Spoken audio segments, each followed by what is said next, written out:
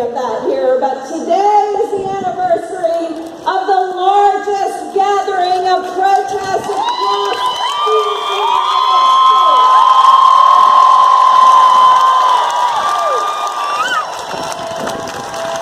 It was a protest where, just like today, the women and the men who love us came together in a shared community of powerful resistance. Our signs declared our love for each other, our intention to resist and persist, and our disgust for an electoral system that had elected a known misogynist, and that's the nicest way I can say it, to office.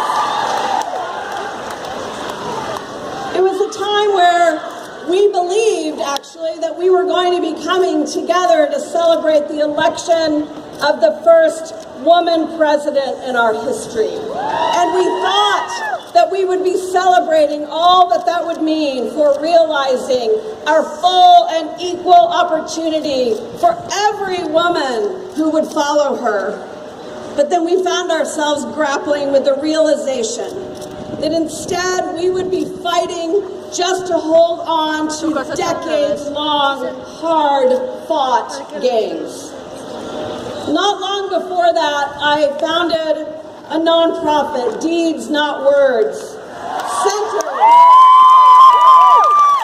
centered around the idea that while our words spoken among and to each other were important, it is our action that is really needed. And since then, the young high school and college change makers who have joined our efforts were here in the Capitol in the last legislative session, exercising their voices, advocating for protection against sex trafficking of our children, advocating to make sure that sexual assault on our college campuses comes to an end, and that we have a criminal justice system.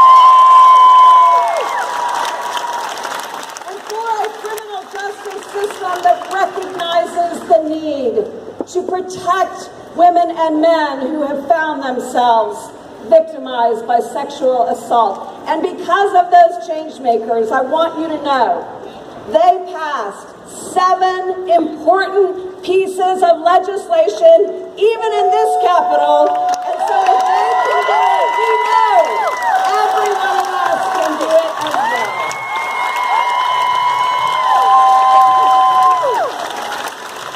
Now, many people wondered out loud after that phenomenal Women's March a year ago whether it would be more than just a single day's protest. Would it be more than just a day where we spoke up, where we cried out, where we hugged each other, and in many instances, literally cried? What would follow? And how would we possibly capture that enthusiasm in a way that would create a cohesive movement going forward?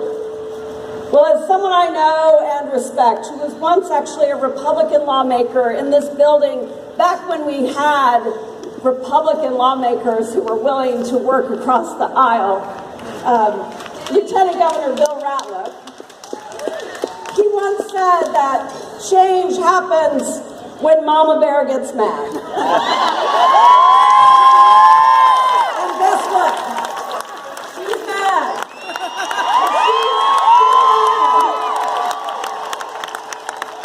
And she has turned that anger, as only Mama Bears can do, into a force for change. I have to tell you that as I marched up Congress Avenue today, I was filled with a memory in my life that was so optimistic. It was 2008. We had just elected our first Black president.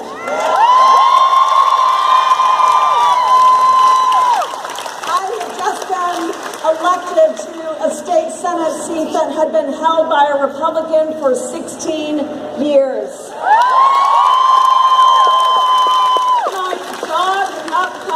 Avenue, filled with the optimism of all that lay ahead of us and all that we had the potential to achieve. And then 2016 happened. But we decided that we would not remain silent in the face of that challenge.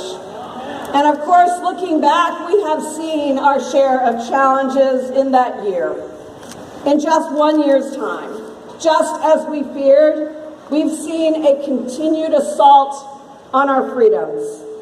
We've watched attacks on Planned Parenthood and our reproductive rights and justice. We've witnessed attempts to roll back our health care, and as Representative Howard said, we have seen a dramatic increase in the number of mortality deaths for women who are pregnant. We've witnessed repeated attempts to undo the administrative rules that were meant to make pay data more transparent and that we believed were going to lead us to genuine pay equity. And instead, we've had to watch as pay equity has stalled even longer. We've lamented the upcoming expiration of the Children's Health Insurance Program, and we have watched in horror as Trump and his allies have held our children's very lives hostage to their hard right agenda, both through their unwillingness to renew CHIPS authorization and for the removal of immigrant protections for our young dreamers. So if Mama Bear wasn't already mad when we marched this same time last year, and boy was she then, we are seething mad now.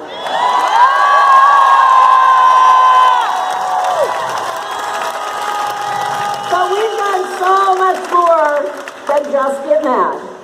We have committed ourselves to deeds rather than words. Upset at the leadership that we're seeing, we decided to run for office ourselves, and in record numbers all over the country.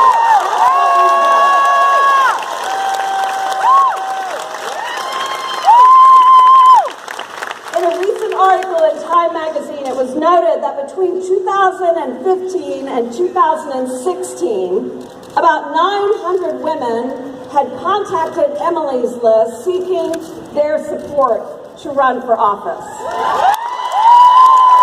Okay. That was between 2015 and 2016. Since the presidential election of 2016, over 26,000 women reached out to Emily's List seeking their support.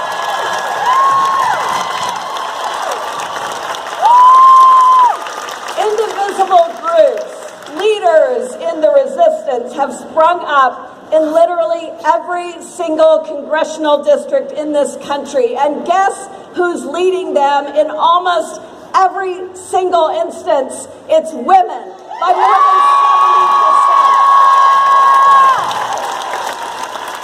Women are leading the conversations and pressing their elected officials at town halls.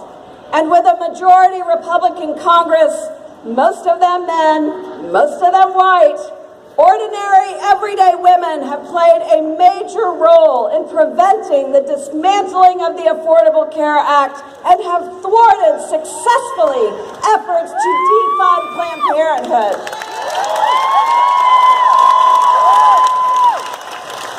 And we have also come forward in record numbers, supporting each other's authentic stories of sexual harassment, with a Me Too movement that has created a cascade of accountability and a growing understanding that, hey, guess what, misogynistic men? When we are abused, misused, ignored, and thwarted, we will come roaring back with a thunderous momentum.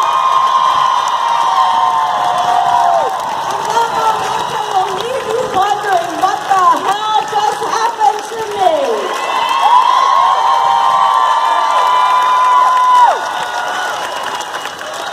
We've also joined in a unified voice with the legitimate claims and concerns of others. demonstrating our understanding that when we join together at the intersection of our interests, we are working toward a just and equal world that benefits each and every one of us. We have marched on legislative offices, we have carried banners and added our voices to the outcry about what is happening to our immigrant brothers and sisters. We have unified in our opposition to cruel and discriminatory treatment of our transgender friends. We have helped to advance the understanding that Black lives really do matter.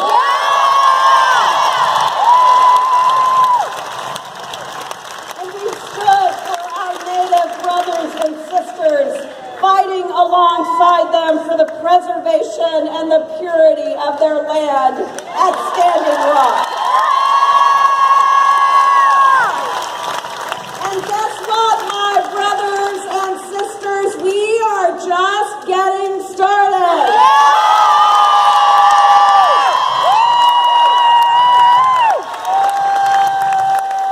Now, look, I know that in the year ahead, we will look back on some battles that we lost. I know there will be more losses ahead. And believe me, there will be plenty of critics waiting on the sidelines to hit us in the moments when we are down. Folks who will try to make a mockery of our efforts, who will belittle us and try to diffuse our power by picking us off one by one. But remember this. Your resilience is stronger than any challenge that you will confront. And when that resilience is tested, remember the immortal words of Theodore Roosevelt, as modified by my young 10-year-old friend Ava Mostyn, to be gender neutral. It is not the critic who counts. Not the person who points out how the strong person stumbles or where the doer of deeds could have done better.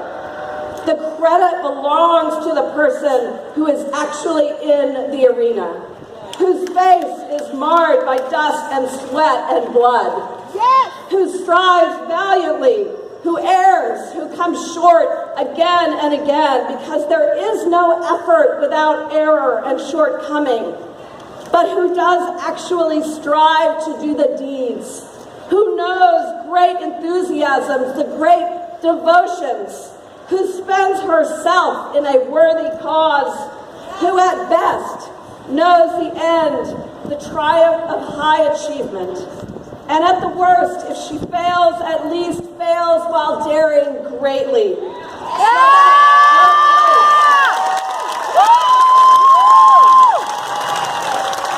So that her place will never be with those cold and timid souls who know neither victory nor defeat. As we move forward in the coming days and weeks and months and years, wrap yourself in the pride of what it means to be a doer in the world, not just a complainer.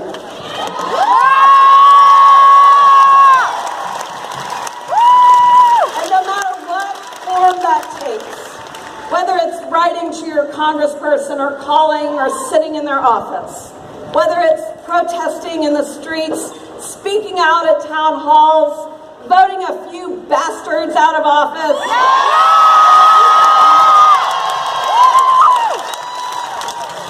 or even running for office yourself.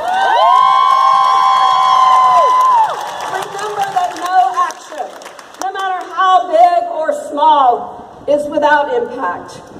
And if you fail at something that you are working to achieve, fail with gusto, fail with flair, fail with the pride of knowing that you are working on something that's far greater than the fear of bruising your own ego. And when you do lose, pick yourself up and throw yourself back out there again.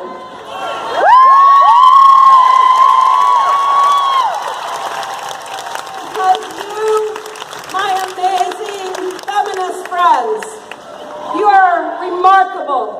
and you are going to change the world. One, two,